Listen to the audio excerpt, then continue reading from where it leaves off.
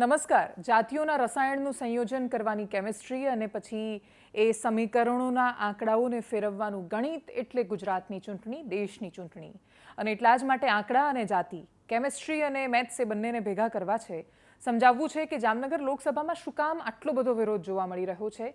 એ પણ સમજવું છે કે નિવેદન તો પરસોત્તમ રૂપાલાએ આપ્યું, તો આદર્શ પરિસ્થિતિમાં પરસોત્તમ રૂપાલાનો વિરોધ હોવો જોઈએ, પરંતુ વિરોધ તો સૌથી વધારે પૂનમબેન માડમનો થતો જોવા મળે છે. ઘમાસાણ કે ઘર્ષણના દ્રશ્યો તો કચ્છમાંથી વિનોદ ચાવડાની સામે આવે છે કે પછી સુરેન્દ્રનગરમાં ક્ષત્રિયોની એકતાની સાથે સંગઠનનું બહુ મોટું પ્રદર્શન થતું દેખાય છે. અને એટલા જ માટે સમજવું છે જામનગર લોકસભાનું ગણિત. અને જામનગરની સાથે દેવભૂમિ દ્વારકા પણ છે.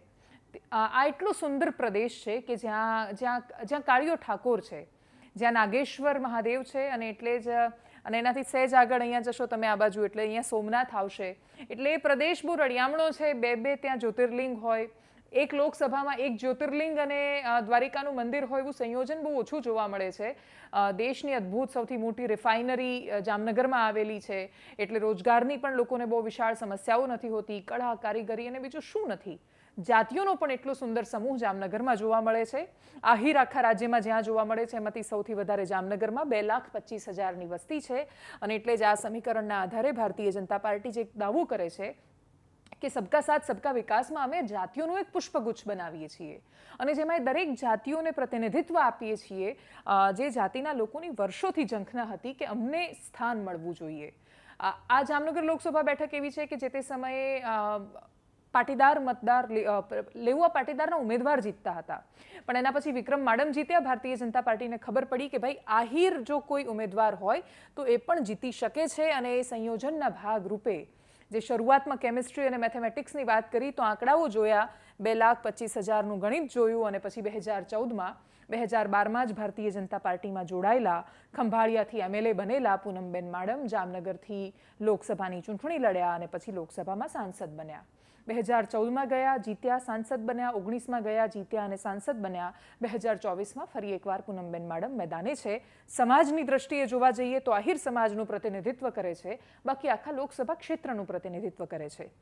પાટીદાર મતદારો 2,60,000 છે અને મોટાભાગે લેઉવા પાટીદારની વસ્તી ધરાવતું આ લોકસભા ક્ષેત્ર એક સમયે પાટીદારોનું ગઢ મનાતું હતું, પરંતુ આહિર સમાજના પણ એટલા જ મત છે સરખામણી ઓલમોસ્ટ, કેમ કે આ બધા આશરે આંકડા લખેલા છે. રેન્ડમ એક આંકડો લીધેલો છે. મુસ્લિમ મતદારો અહીંયા સૌથી વધારે છે, 2,80,000 જેટલા છે. અને જામનગરની સૌથી રસપ્રદ બાબત એ છે કે જામનગરમાં મુસલમાનો ભારતીય જનતા પાર્ટીને પણ વોટ કરે છે. એટલે અહીંયાનો મુસ્લિમ વોટર એક તરફી જાય છે કોંગ્રેસ બાજુ, એવા દ્રશ્યો નથી. અહીંયા ભારતીય જનતા પાર્ટી કરતાં પણ પૂનમબેન માડમને વોટ કરે છે.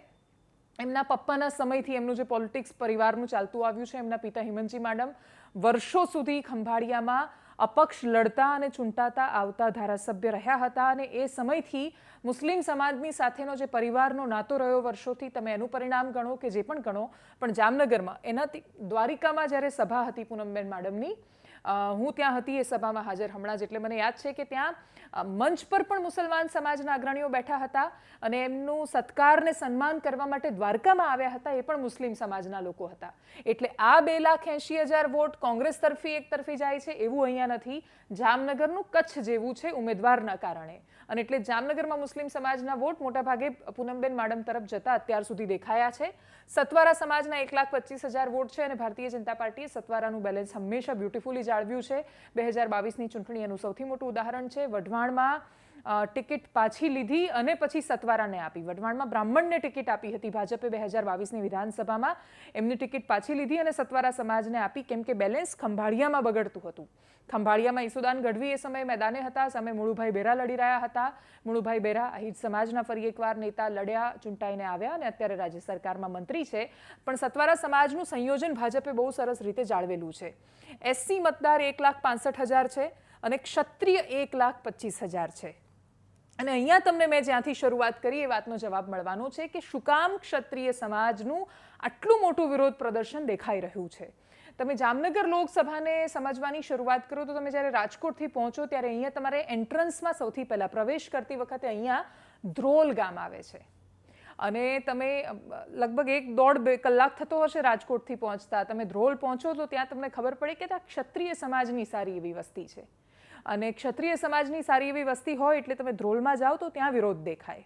જામનગરમાં જે રિલાયન્સ ઇન્ડસ્ટ્રીઝ આવેલી છે એટલે નાની ખાવડી, મોટી ગાવડી, વસઈ, આજુબાજુના જે ગામો છે એ ક્ષત્રિય પ્રભાવિત અને ક્ષત્રિય બાહુલ ગામો છે. ત્યાંના સરપંચો પણ ક્ષત્રિય છે. સૌથી મોટી અસર લોકસભામાં શું કામ? ક્ષત્રિય મતદારો. આમાંથી જે લોકો છે આ 1.25 લાખમાંથી એમ પણ સરપંચો કે ભાજપ સાથે જોડાયેલા નેતાઓને બાદ કરી દઈએ તો મોટા ભાગના લોકો એમ પણ ભારતીય જનતા પાર્ટી સાથે નહોતા જતા, કેમ કે એવું કહેવાય છે કે આહિર અને દરબાર મોટા ભાગે સાથે નથી રહેતા. એટલે ક્ષત્રિયમાં પણ પર્ટિક્યુલરલી જે દરબાર કોમ્યુનિટી છે એ એમ પણ આહિર ઉમેદવારને એટલું બધું સમર્થન પહેલાં નહોતી કરતી. હવેની પરિસ્થિતિઓને રણનીતિ ખાસું બદલાયું છે. આ વખતે ક્ષત્રિય નેતાઓ છે ત્યાં એમના પર પણ ઘણા બધા પ્રશ્નો થઈ રહ્યા છે કે ભાઈ એ લોકો શું કરી રહ્યા છે, આટલો બધો વિરોધ પ્રદર્શન થયો તો કોઈ જગ્યાએ એને રોકવાની કે એને ખાળવાની કોશિશ કેમ ન કરવામાં આવી. કોંગ્રેસને ભરોસો શેના પર છે? સૌથી પહેલાં પૂનમબેન મેડમની જે મુસ્લિમ મતદારોની વાત કરી એ રીતે કોંગ્રેસના ઉમેદવાર જેપી મોરવિયા છે. ત્યાં હું ખાસા બધા ગામોમાં ગઈ અને મેં જેપી મોરવિયા વિશે પૂછ્યું તો એક ભાઈએ કહ્યું કે કોણ પેલા જેપી માંડવિયા, મનસુખ માંડવિયા જેવા કંઈક. એટલે આ લોકોને આ પ્રકારનું કન્ફ્યુઝન છે. લોકો ઉમેદવારને નથી ઓળખતા, લોકો ઉમેદવારનું નામે નથી જાણતા, પણ છતાંય કહે છે કે ભાઈ અમે ભાજપને પાડી દઈશું. એટલે કોંગ્રેસના ઉમેદવારને લાવવા માટે નહીં પણ ભાજપના ઉમેદવારને પાડવા માટે એ લોકો મતદાન કરવા માંગે છે.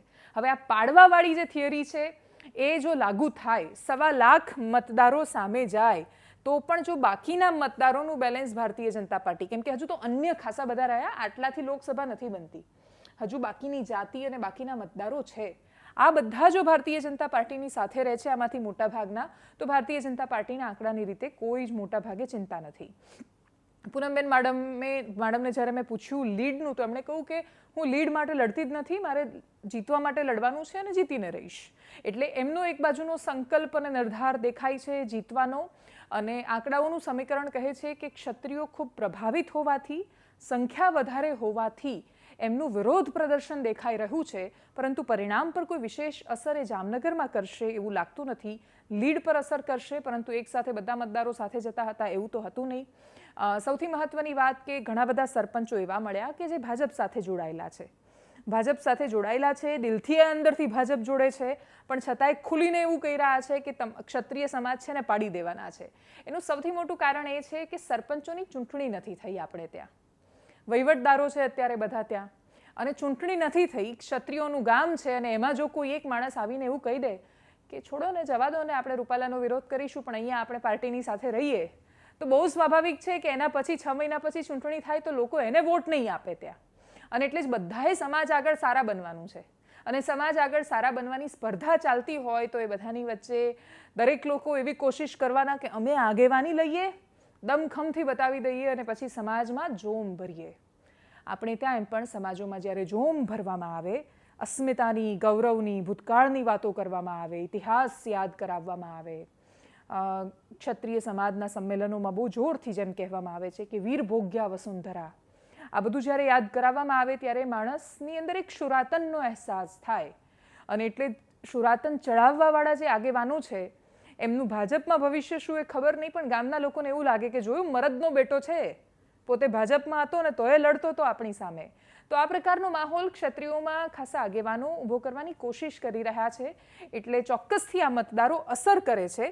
ખાસો લાંબો એ આંકડો છે, પરંતુ એનાથી ચૂંટણીના પરિણામો હાર કે જીત પર કોઈ વધારે અસર થશે કે કેમ એ ખબર નથી. કોંગ્રેસને આશા અહીંયા છે, આ 2,60,000 પ્લસ આ ક્ષત્રિય થોડા અહીંયાથી આવે, થોડા અહીંયાથી આવે. અહીંયા એ બહુ મોટી આશા છે, કેમ કે જિગ્નેશ મેવાણી ઉદાહરણ તરીકે હમણાં જામનગરમાં ગયા, ત્યાં એમણે ક્ષત્રિય બહેનોના પારણા કરાવ્યા. એટલે આ બધું કરવાથી એક સંદેશ આપવાની કોશિશ થાય છે કે ભાઈ ક્ષત્રિયો એકલા નથી, એમની સાથે તો એસસી પણ છે, એમની સાથે તો મુસલમાન પણ આવશે, એમની સાથે તો પાટીદાર પણ આવશે.